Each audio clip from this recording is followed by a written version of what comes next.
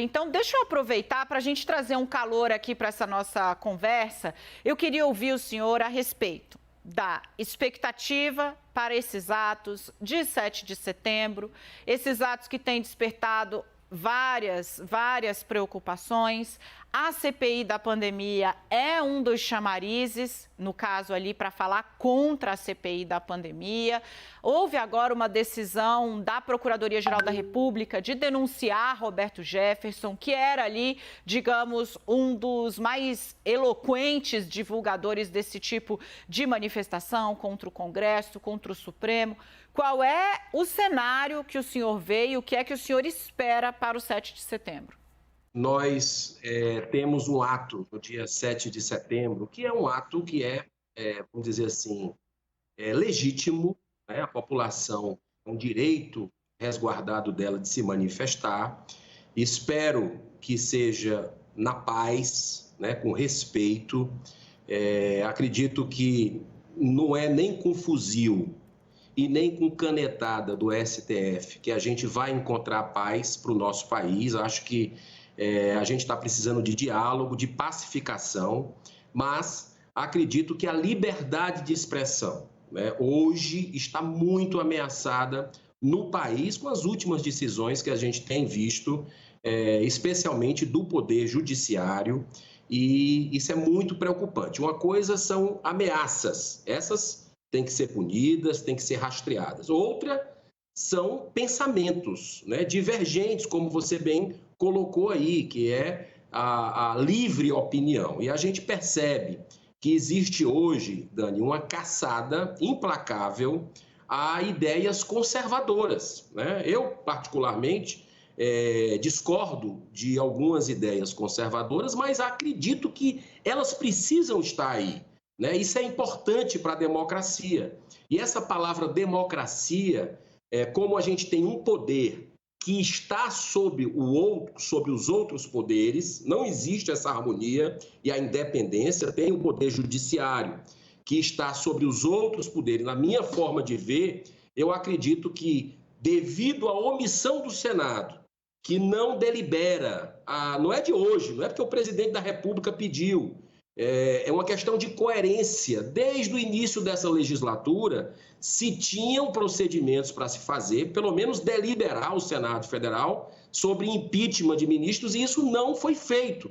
Então, essa omissão está causando uma crise institucional muito grande no país e, de alguma forma, eu espero que a população brasileira, de forma pacífica e respeitosa, se manifeste, sobretudo, cobrando os seus representantes, tanto o direito à liberdade de expressão, como também a questão da deliberação de impeachments, que eu acho que é saudável para a democracia, para o fortalecimento dela que ocorra. Senador, eu vou só fazer um apontamento e aí vamos falar de CPI. O senador tem um perfil muito respeitoso, o senador, de fato, tem um trabalho desse lado, digamos, mais espiritual, que é notório, reconhecido pelos próprios colegas. Então, eu acho importante que o senador pontuou a diferença entre crítica e ameaça, né? O limite para essa diferença é a lei. A ameaça é crime. E o senhor mesmo disse, né? Não concordo. A questão, acho que de Roberto Jefferson em especial, acho que não cabe nem discussão e não vou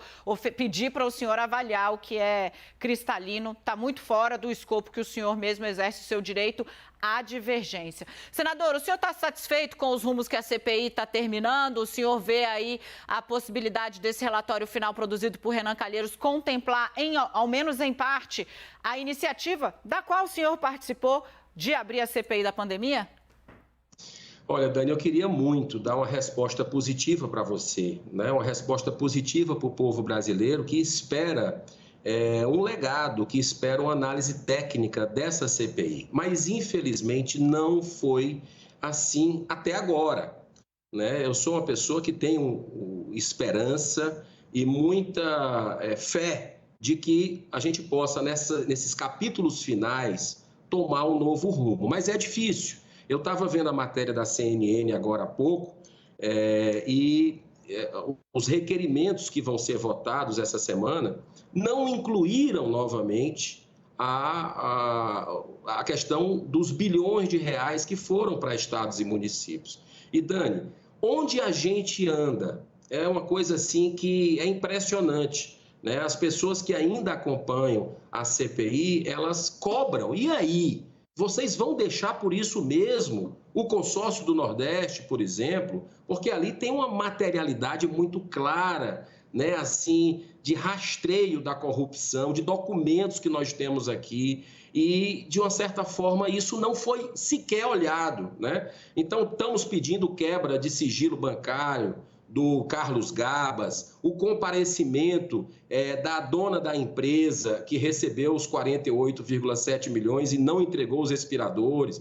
Ou seja, gente morreu por causa disso, mas a CPI ela simplesmente ignora um requerimento, como você bem colocou, de minha autoria, assinado por 45 senadores da República e que deu origem à própria CPI. Então, não é possível que, faltando aí 2 semanas, 3 no máximo, a gente não vai fazer isso. Infelizmente, o saldo dessa CPI ainda é muita agressividade, desrespeito com depoentes, né? Eu acho que a gente tem que respeitar o ser humano, não pode ficar dizendo que ele está mentindo, ficar apontando o dedo, vou te prender. Você deve dar o direito à ampla defesa, o contraditório e tomar as medidas. Agora, para finalizar com você essa pergunta, o que a gente vê, o que eu falei para você lá atrás, da politicagem, né, da CPI, está muito evidente agora, o calendário eleitoral sendo antecipado ao ponto de você ter